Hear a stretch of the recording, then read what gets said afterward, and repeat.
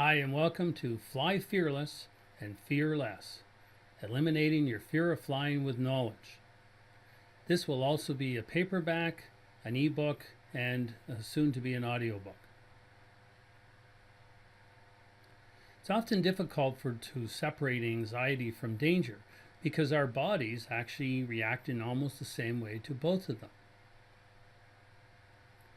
For some people, sitting in the passenger or in the window seat of an airplane, looking out the window on takeoff like this, causes a lot of discomfort and terror in some people. In today's day, it's become commonplace to fly all over the world. The International Air Transport Association has reported on average that every day there's more than 8 million passengers, with 3.1 billion people in the air in 2013. 2014, this will go up to 3.3. And this being 2019, it's got to be even more. This is equivalent to about 44% of our population on the Earth that are in the air. ABC News reported back in October of 2013 that 25% of the U.S. population is nervous about flying.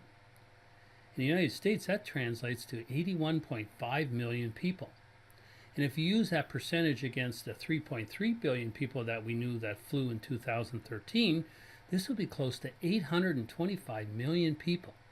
That is a staggering number of people who are nervous or downright scared to fly. So how likely am I to die in a plane crash? Well, MIT's Sloan School statistician Arnold Barnett told the ABC News, if you take one flight a day, you would on average have to fly every day for 55,000 years before you were involved in a fatal crash. That's a really staggering statistic. So who am I? Well, my name's Peter Brandt, and I spent over 15 years as an aviation system technician. I've worked on a wide variety of jet airplanes, propeller-driven airplanes, and even helicopters. Yeah, that's me on the right showing my muscles. I used to crawl around inside airplanes and helicopters and fixing them, preparing them to fly. I also was trained to start up airplanes and run them through maintenance checks and stuff, and actually went flying many times to figure out what problems were with the airplanes. I was also designated as a technical trainer within the Air Force, and I've continued to be a technical writer and trainer ever since. So what have I learned? Well, based on comments I've heard in conversations with passengers and other people, I concluded that most people are not really knowledgeable about what's involved in flying. Some of their concerns are about things that just can't happen. So what will you learn on this course?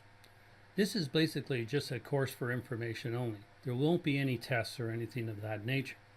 I plan to share with you my knowledge of the different safety systems built into airplanes and helicopters that make them safe.